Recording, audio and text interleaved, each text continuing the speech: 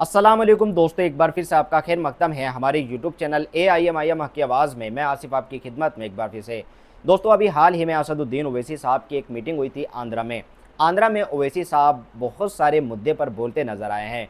ओवैसी साहब की ये जो मीटिंग थी ये वक्फ बोर्ड के ऊपर थी, वक्फ बोर्ड का जो बिल था उसके ऊपर थी। इसके बारे में ओवैसी साहब बोलते नज़र आ रहे हैं। लेकिन अभी आपने देखा होगा कि अभी हाल ही में एक चीज़ चल रही है, इजराइल और ईरान का जो युद्ध चल रहा है उसके ऊपर भी ओवैसी साहब बोलते नज़र आ रहे हैं। आपने देखा होगा किस तरह से इजराइल ने फ़िलिस्तीन पर बमबारी की थी, फ़िलिस्तीन में छोटे छोटे बच्चों की हत्या की थी, वहाँ पर बमबारी करके बिल्कुल वहाँ के हालात बद से बदतर कर दिए थे। लेकिन इजराइल ये भूल रहा था कि इस दुनिया की जो मेन पावर है, इस दुनिया का अगर कोई चला रहा है, सबसे पावरफुल अगर कोई है तो अल्लाह है। अल्लाह हर किसी से हिसाब लेने वाला है। इजराइल ये चीज़ भूल रहा था। कहा जाता है कि दुनिया में अगर कोई शेर है तो सवा शेर भी होता है।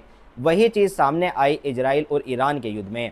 ईरान ने इजराइल का मुंह तोड़ जवाब दिया। आपने देखा होगा कि हाल ही में इजराइल ने ईरान के कई नेता मारे थे, इजराइल ने ईरान में कई विस्फोट किए थे, कई मिसाइलें मारी थी, जिसमें ईरान को बहुत बड़ा नुकसान हुआ था। अभी ऐसा ही ईरान के साथ इजराइल ने फिर से किया, जिसका मुंह तोड़ जवाब ईरान की तरफ से दिया जा रहा है। इसके साथ ही ईरान जवाबी कार्रवाई इतनी तेज़ी से कर रहा है कि जो हालात हैं इजराइल के, वो बहुत ही ज़्यादा ख़राब हो रहे हैं। असदुद्दीन ओवैसी साहब इसी के ऊपर बोलते नज़र आ रहे हैं। असदुद्दीन ओवैसी साहब की आपको ये पूरी वीडियो ज़रूर देखनी चाहिए। इसके साथ ही असदुद्दीन ओवैसी साहब ने भारत सरकार से भी एक मुतालबा किया है। भारत सरकार से ये बोला है कि जो भारतीय लोग वहाँ पर गए हुए हैं, कोई काम करने गया हुआ है या कोई पढ़ने गया हुआ है, उन लोगों की सुरक्षा भारत सरकार की जिम्मेदारी है। तो भारत सरकार उन लोगों की सुरक्षा करे, उनकी जिम्मेदारी ले। तो ओवैसी साहब की आप पूरी वीडियो ज़रूर देखें। ओवैसी साहब इस मामले पर, इस मसले पर क्या बोल रहे हैं। ये एक ऐसा मामला था जिस पर ओवैसी साहब बोल रहे हैं। आपको ये वीडियो ज़रूर देखनी चाहिए। ओवैसी साहब क्या बोल रहे हैं, वीडियो देखें। हम अल्लाह को रसूल अल्लाह सल्लल्लाहु अलैहि वसल्लम के उन आंसुओं का वास्ता देते हैं जो रसूल अल्लाह सल्लल्लाहु अलैहि वसल्लम ने अपने हयात मुबारका में अपनी उम्मत की फिक्र में आका ने अपने आंखों में आंसू लाए थे। अल्लाह तुझे तेरे हबीब के आंसुओं का वास्ता, परवरदिगार जो हमको रुला रहे हैं, हमको परेशान कर ले, तो उनको देख ले या अल्लाह। और कसरत से दुआ करो भाई गज्जा के फलस्तीनी मुसलमानों के लिए, उन गज्जा के उन बहादुरों के लिए दुआ करो जो 10 लाख से ज्यादा आज बेघर हो चुके हैं। रफा नाम का शहर खंडेर में तब्दील कर दिया गया। रफा में करीब 2.5 लाख 3 लाख के करीब लोग रहते थे, आज वो खंडेर में तब्दील हो गए। अल्लाह उन गज्जा के लोगों की मदद फरमाए।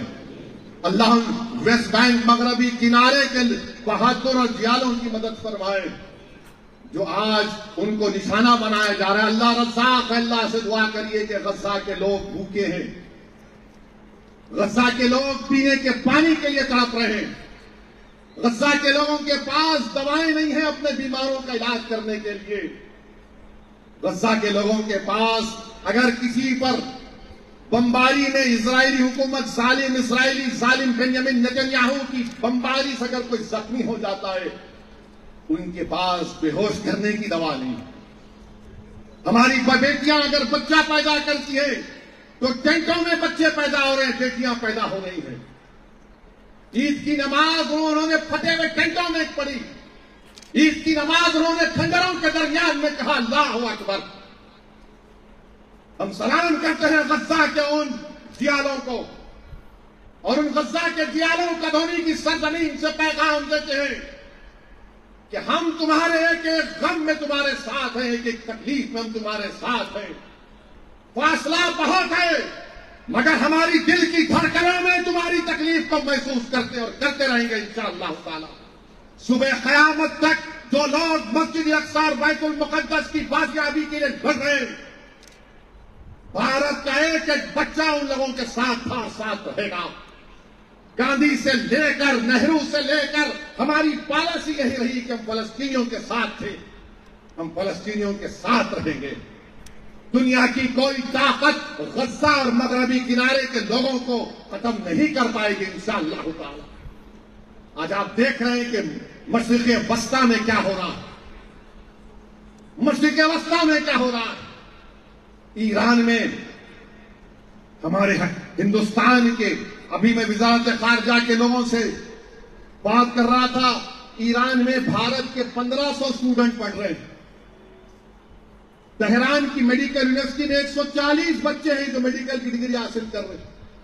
حیدرآباد کی ایک ماں نے فون کر کے مجھے بتایا کہ میری بیٹی پھنسی ہوئی ہے اسد الدین، میں کیسے اپنی بچی کو بلا سکتی ہوں؟ کچھ بھی کرو میری بچی کو بلاؤ۔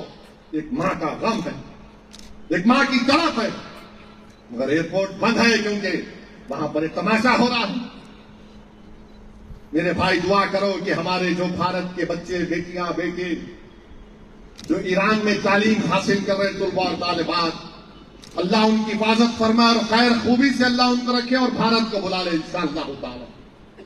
تو میرے عزیز دوستوں اور بزرگوں، یہ وقت دعا کا ہے، یہ وقت متحد رہنے کا ہے، یہ وقت ڈرنے کا نہیں ہے، یہ وقت اللہ کی ذات پر توکل کرنے کا ہے، اور یہ وقت جدوجہد کرنے کا ہے۔ اگر تم یہ سمجھو گے کہ صرف دعا کر کے میں خاموش ہو جاؤں گا، نہیں، اللہ کے رسول صلی اللہ علیہ وسلم کی سیرت ہم کو پکار پکار کر کہہ رہی ہے کہ احد کے میدان میں دندان مبارک رسول اللہ صلی اللہ علیہ وسلم کو شہید کرنا، شہادت ملی دندان مبارک۔ مکے کے بازاروں میں، کعبے کے صحن میں کیا کیا عقائد عالم صلی اللہ علیہ وسلم نے نہیں سہا، اور جو لوگ یہ سمجھ رہے ہیں کہ اسلام کی شمع کو پھونکنے سے بجھا دیا جائے گا، نہیں میرے بھائی، یہ ناممکن ہے، یہ ناممکن ہے انشاءاللہ تعالی۔ یہ دین حق ہے، اور دنیا جب تک باقی رہے گی حق باقی رہے گا انشاءاللہ تعالی۔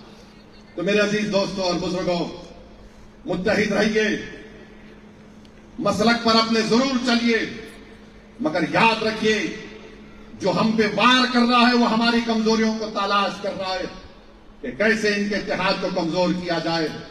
تو میری آپ تمام سے گزارش ہے کہ اللہ سے دعا کرتے رہیے، جدوجہد کریے۔